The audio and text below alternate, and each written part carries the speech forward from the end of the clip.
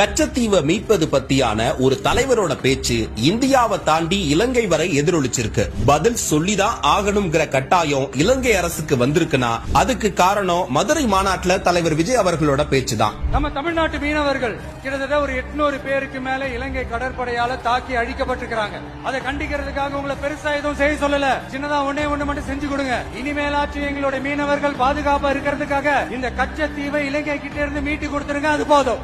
பிரதமர் மோடி கிட்ட கச்சத்தீவை மீட்டு கொடுத்துருங்கன்னு மாநாட்டுல தலைவர் விஜய் எழுப்பிய கோரிக்கை தமிழ்நாடு ஊடகங்களை தாண்டி இந்தியாவின் தேசிய ஊடகங்களையும் தாண்டி இலங்கை அரசியல்ல முக்கிய செய்தியாயிருக்கு. கச்சத்தீவு மீனவர்களின் வாழ்வாதார போராட்டம் 100 ஆண்டுகளுக்கு மேலானது. ஆங்கிலேயர்கள் காலத்துல சென்னை மாகாண ஆட்சிக்கு கீழே இருந்தது கச்சத்தீவு. அது இந்தியாவுக்கு சொந்தமானது. 1972 ராமநாதபுரம் மாவட்டம் கெஜெட் சர்வே எண் 1250 கச்சத்தீவு கடைசியா இருந்திருக்கு. ஆனா தன்னோட அரசியல் லாபத்துக்காக தமிழ்நாட்டுக்கு சொந்தமான கச்சத்தீவை 1974 ஜூன் 28ஆம் தேதி இந்திய பிரதமர் இந்திரா காந்தி இலங்கை பிரதமர் சிறிமாவோ பண்டாரா நாயக்கா கிட்ட கொடுத்தாங்க. அப்போ தமிழ்நாட்டுக்கு முதல்வர் கருணாநிதி இந்திராவோட கூட்டணியில தெரிஞ்சே கச்சத்தீவை தார வார்த்துட்டு எதிர்க்கிறது போல நாடகம் போட்டுச்சு திமுக. கச்சத்தீவை இழந்ததுல முக்கியமா பாதிக்கப்படுறவங்க தமிழக மீனவர்கள் தான். அப்போ இருந்து இப்போ வரை இலங்கை கடற்படையால அதிகப்படியான துன்பங்களை அனுபவிச்சுக்கிட்டு வராங்க. ஒன்றிய பாஜக அரசு நாடாளுமன்றத்தில் கொடுத்த டேட்டா படி பார்த்தா கடந்த 10 ஆண்டுகள்ல மட்டும் 2870 மீனவர்கள் கைது செய்யப்பட்டிருக்காங்க.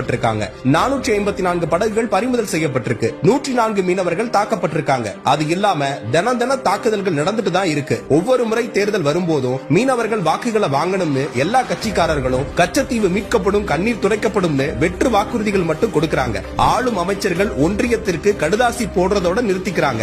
ஆனா எந்த ஆட்சி அதிகாரத்திலும் இல்லாத நம்ம தலைவரோட குரல் கடல் கடந்த அதிர்வலைகளை ஏற்படுத்தியிருக்கு. மீனவர்கள் மீதான அக்கறையோட வெளிப்பட்ட ஒரே குரல் தலைவர் விஜய் அவர்களோட குரல் தான் நம்பிக்கை நம் மீனவ மக்களுக்கு வந்திருக்கு. அந்த குரல் நிச்சயம் அவங்க கண்ணீரை துடைக்கும்.